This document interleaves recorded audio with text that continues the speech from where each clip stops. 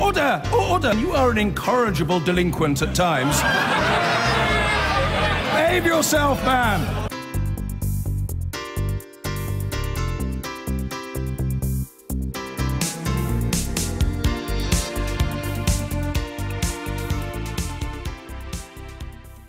President Trump says he's very disappointed with China for not doing more to stop North Korea's weapons program. His comments in a tweet came after Pyongyang launched its second intercontinental ballistic missile in a month. The North Koreans say it's a stern warning to Washington that the entire U.S. mainland is now within striking distance. In response, two U.S. B-1 bombers have conducted exercises over the Korean peninsula. From Seoul in South Korea, here's Karen Allen. US B-1B bombers dominated the sky as tensions mount over the Korean peninsula. Escorted by fighter jets as part of a drill, it was a direct response to what's being seen as an increasingly belligerent North Korea. The US president is blaming China, Pyongyang's biggest trading partner, for letting it get this far. Taking to Twitter, President Trump said, "I'm very disappointed in China. Our foolish past leaders have allowed them to make hundreds of billions of dollars a year in trade. They do nothing for us with North Korea, just talk. We will no longer allow this to continue. China could easily solve this problem." But China's influence could be overstated. Historic ties have become looser, and Chinese imports of North Korean coal have been cut after UN sanctions last year. China also condemned Friday's second ballistic missile test. This powerful rocket flew faster and further than the one before and could soon be armed with a nuclear weapon. It's all about getting America to listen. The North Korean side is definitely sending the message to the United States. The missile test is aiming at the United States, and they are saying that, so we are going to talk to you, not to South Korea. More joint military exercises, a sign that force is not being ruled out, though pressure is mounting for a diplomatic solution. A preemptive strike could destabilize the entire region. But how long is Washington prepared to wait? Here in Seoul, South Korea depends heavily on the Americans for security. But the very presence of tens of thousands of US forces here feeds into Pyongyang's propaganda that it's under threat, justifying its nuclear ambitions. With the military on high alert, the Korean peninsula feels more dangerous than just a week ago. Avoiding an ultimate confrontation is now key. Karen Allen, BBC News, Seoul. Well, our Washington correspondent Laura Bicker is at the White House. Laura, one wonders what America's immediate options are in dealing with North Korea. Well, you're right. President Trump had placed a lot of hope in China. He wined and dined President Xi at his Mar-a-Lago estate and declared the meeting a tremendous success.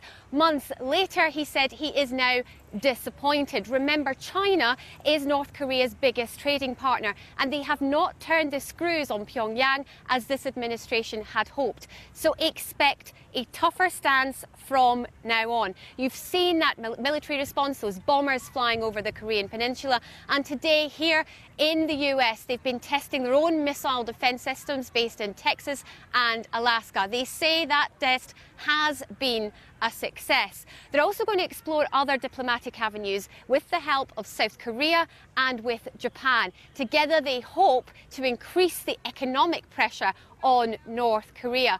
But President Obama warned Donald Trump that North Korea could prove to be his biggest threat.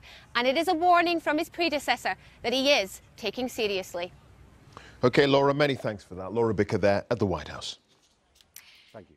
Now, even before becoming president, Donald Trump declared that North Korea was China's problem to fix. Now he's said he's very disappointed they haven't.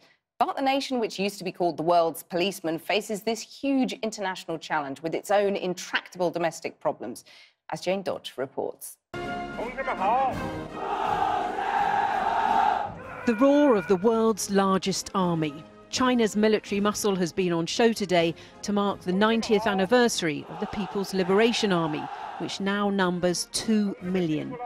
Its military hardware on display included missiles capable of carrying multiple nuclear warheads. The commander-in-chief, President Xi, has condemned his neighbour, North Korea, for its latest test of its own ballistic missile. He told his troops, the world is not currently at peace and China needs a strong army more than ever before as a safeguard. No dissent here, even the clapping is choreographed. But President Trump is furious. They do nothing for us with North Korea, just talk, he tweeted. We will no longer allow this to continue. China could easily solve this problem.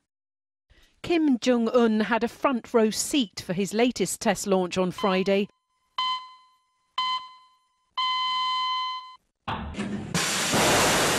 He said it proved the entire USA was now within striking distance of his intercontinental ballistic missiles.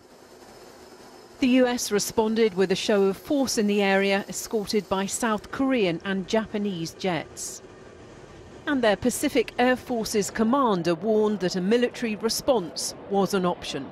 In a statement, General Terence O'Shaughnessy said, "Diplomacy remains the lead. However, if called upon, we are ready to respond with rapid, lethal and overwhelming force at a time and place of our choosing." Donald Trump was dining with another general this weekend in Washington. In his tweets, Donald Trump has also suggested that China could put economic pressure on North Korea, a theme picked up on US breakfast TV.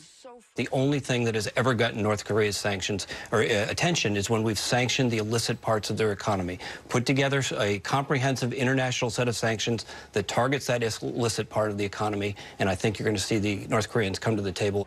North Korea's latest military manoeuvres come at the end of what's been possibly Mr. Trump's worst week in government so far. His attempt at healthcare reform has failed, and his White House team now seem to be self-combusting. With a new chief of staff starting on Monday, Mr. Trump will have to concentrate on things closer to home.